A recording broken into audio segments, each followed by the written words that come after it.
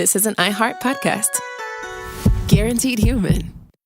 Welcome in, everyone, to Lively Lewis Stories. That's right. We're back with even more awesome adventures with Levi and Ivy. Set your storytime meter to fun and get ready to join the Lively Lewis crew. All you need is your imagination and... Off we go! I can't wait to see where our story takes us today. Have you ever wanted to get more Lively Lewis in your life? Well, we've got you covered. Grab an adult and zoom over to livelylewisshop.com. Or just click on the link in our show notes. Enough about that. Let's get to today's super Lively Lewis story. The story you're about to enjoy was inspired by Violet. Thank you so much for your amazing idea. After playing their new board game, Candy Forest, all afternoon, Levi and Ivy couldn't think of anything else but candy. Gummy bears, licorice, chocolate, sour snacks, jelly beans, and cotton candy. It all sounded amazing. So they asked their parents if they could run down to the candy shop in town to get a sweet treat. Their parents agreed and told them to only get one candy each. It was almost time for dinner, and they didn't want them filling up on sugar. Levi and Ivy excitedly jumped onto their bikes and rode down the street to the candy shop next to the library. Once inside, they saw their friend Violet. Violet's family owned the candy shop, which every kid in the neighborhood thought was just about the coolest job you could have as an adult. Because of that, Violet was usually in a really good mood. I mean, who wouldn't be if you were surrounded by candy all day? But that day was different. Violet looked a bit down, so Levi and Ivy tried their hardest to cheer her up. "Hiya, Violet," called out Ivy. "We just had to stop by because we've been playing that new board game, Candy Forest, all afternoon. It's so much fun, but it makes you pretty hungry for candy," said Levi, looking around the store with a bit of a surprised look on his face. "Yep, it's a pretty cool game," said Violet with a sad sigh. "Having to save Candy Forest from King No Sweets? Good thing it's only a game, right? Imagine a world with no candy."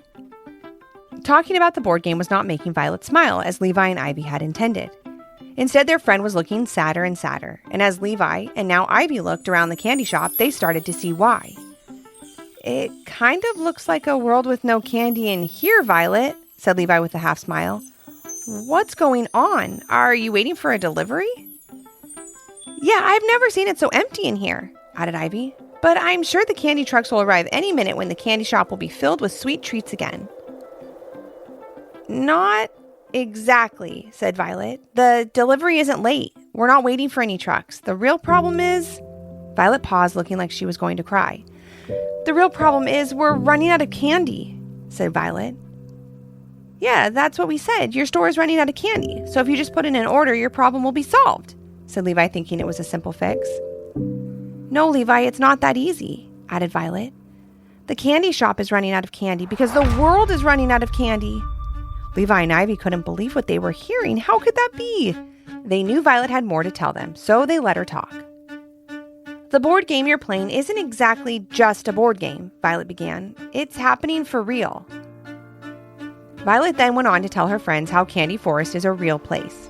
It's where all the candy shops in the world get their candy from. King No Sweets has always tried to shut the forest down, but now he's actually doing it, and Violet's parents and the other candy store owners don't know how to stop him. They were away that afternoon meeting with some other shop owners to try and figure out how to stop the king. King No Sweets is in the candy forest right now trying to take all the candy away, Violet went on. "He only wants healthy food to be available to kids. And while I know having a healthy diet is really important, a little candy here and there is okay too." Levi and Ivy couldn't believe what they were hearing, and they didn't know what to say. But for the first time they had been in the candy shop, Violet looked hopeful. "Wait a minute. You both said you've been playing Candy Forest all afternoon, right?" asked Violet. "How good are you at the game?"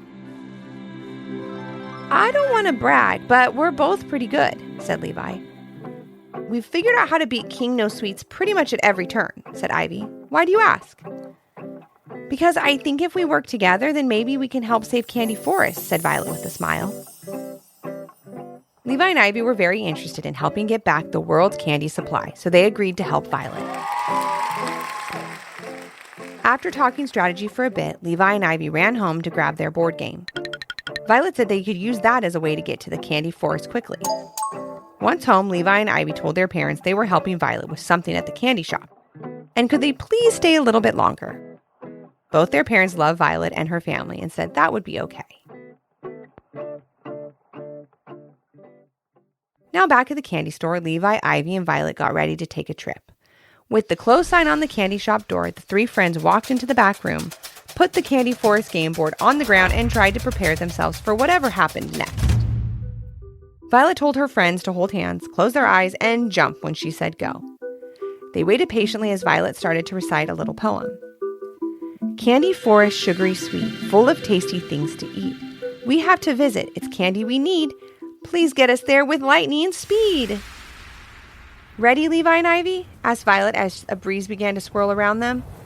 As ready as we can be to jump into a board game, defeat a menacing king, and return the world's candy supply, said Levi with his eyes closed. Good, answered Violet. Ivy squeezed her brother's hand and they both waited until Violet called out, go. Then they all jumped toward the board game on the floor, and within seconds they were transported to Candy Forest, the very same one in their game. Well, almost. With King No Sweets in charge, it was lacking the one thing that made it truly special: candy. The forest seemed quite sad, and Levi and Ivy knew they had to act quick. It's worse than I thought, said Violet, looking around. I've never seen the trees, bushes, flowers, and vines so empty before. There's hardly any candy left. That's when they heard a low, deep voice booming from the center of the forest. It didn't take long to figure out who it was. King No Sweets. He was talking about how his plan to shut down the forest was almost complete. I started with the cotton candy trees, then moved on to the jelly bean bushes, the chocolate drop flowers, and on and on and on. The king laughed. Pretty soon all the world will have to eat our fresh fruits and veggies, my favorite. That's not fair, whispered Ivy. I have my favorite fruits and veggies too, but I also have my favorite chocolates and candies. Sometimes sweet treats are really nice, and the king doesn't have the right to take them away from everyone. At that moment, the three friends could feel someone looming over them. When they turned slowly around, they came face to face with King No Sweets. Oh, it's not fair, is it? Called out the king as he stared at the three frightened friends. It wasn't fair when you started dipping dried fruit in sugar and calling it a good snack. And don't get me started on chocolate-covered raisins. How could you? Those things are tasty, King, and we don't put candy on fruit all the time, Levi began. Yeah, there are so many other fruits and veggies in the world for you to eat. So why do you have to take away all our candy? Asked Ivy. It's simple. Since you did it all those other times, you could start covering all the fruits and veggies in the world in sugar and chocolate, grumbled the king. Yuck! Then what would I have left to eat? Then all of a sudden, Levi, Ivy, and Violet knew what was going on. The king was feeling the same way they were feeling when they thought the sweet treats and candy would be gone forever. They were feeling upset and sad and were going to do whatever it took to make sure that didn't happen. The king was feeling the same way. But what the king didn't think of was the negative impact his decision to close down Candy Forest would have on so many other people. Levi, Ivy, and Violet were always taught to think of others, and now they had to teach that lesson to the king. While Levi and Ivy were great at Candy Forest, the board game, they quickly learned that this was not a game. It was real life. They had to talk to King No Sweets and get him to understand that there were other ways that he could get what he wanted, and those ways didn't include closing down Candy Forest. If you give us a minute to talk together, I think we can come up with a solution that will work for everyone, Violet pleaded with the king. The king didn't have high hopes for the discussion, but he allowed the three friends to talk and agreed to listen to them. While he waited, he went about his daily routine of covering all the trees, bushes, flowers, and vines in Candy Forest with a heavy amount of water. Now, you would think that would be helpful, since all living things need water to grow. But in Candy Forest, all the trees, bushes, flowers, and vines need to be fed sugar, as water melts the candy that they all produce. We need to work fast, said Violet to Levi and Ivy. Now, you said you knew how to stop King No Sweets at every turn in the board game, so do it. We can't, answered Ivy. We can't use the same things that we used during the game, because the king is real. We need to talk to him and explain how what he's doing is wrong. We need to make him see how this is affecting other people, added Levi. He started doing all this because he was scared about losing his favorite treats, so he knows how it feels to be us. We have to make him see that there's a way for everyone to get what they want without taking anything away. Violet trusted her friends and followed her lead as they walked back over to King No Sweets to talk. "So, what do you have in store for me?" asked the king with a smile. "Throwing some sticky, sour suckers at me to stick me to the ground so I can't move? Or maybe dropping some freeze-dried fruit candy on my head to freeze me in place? Or how about pushing me into a river of chocolate so I float away from here? Well, none of your little board game strategies are going to work here because this is real life and not a game."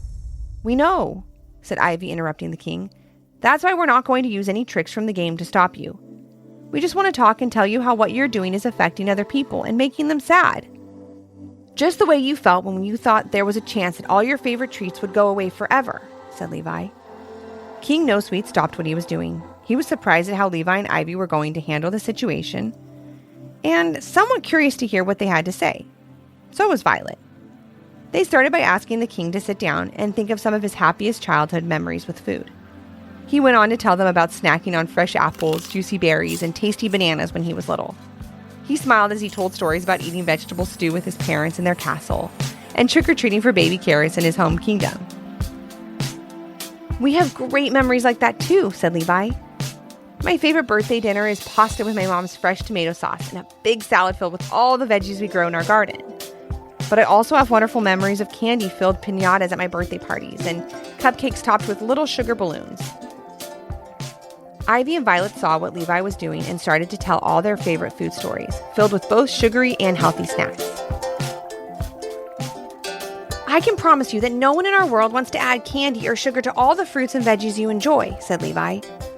"I know you must have felt terrible when you thought those tasty treats would be gone forever." "I know, because that's how we're feeling right now." "Yes, you have to believe us," said Ivy. "If you stop what you're doing, then everyone can have what they want. We'll still enjoy our fruits and veggies just like you, but we'll also be able to enjoy a candy apple in the fall or a cotton candy at the state fair." "Please, King No Sweets," started Violet. "Candy is my family's business. It's our whole life, and we couldn't imagine a world without it, and neither should any little kid like us." Levi, Ivy, and Violet pled their case to the king. They just hoped that they really heard what they were saying, and it made them feel what he was doing was wrong. As the three friends sat in silence, they watched as the king wiped a tear from his cheek. They knew they had gotten through to him. "It's not a great feeling to think that your favorite food is being taken away forever," said the king. "And I don't want you or anyone else to have that feeling. So, I guess I can let Candy Forest go back to growing the world's candy like before."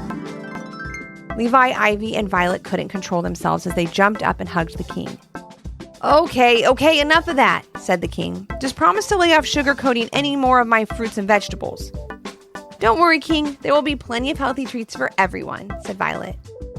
The king then left to return to his kingdom as Levi, Ivy, and Violet started feeding all the trees, bushes, flowers, and vines in the candy forest with the sugar they were missing so much.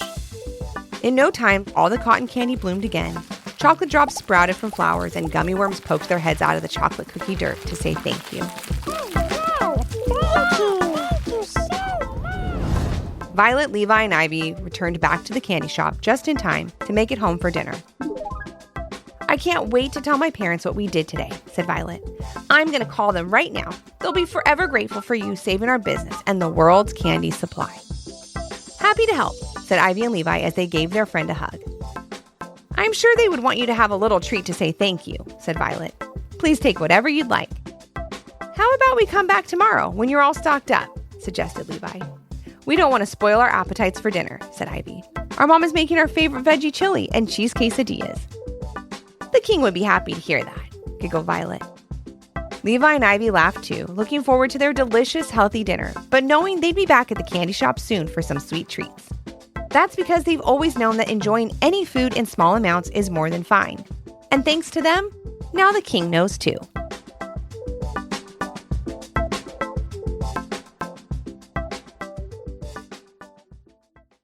Thanks for joining us today. We hope you enjoyed the story and learned a little something too.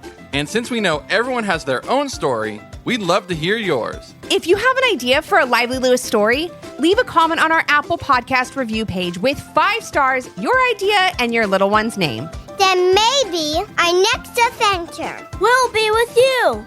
Until our next Storytime Hangout. Thanks for listening. We can't wait to share another fun, lively Lewis story with you. This is an iHeart podcast. Guaranteed human.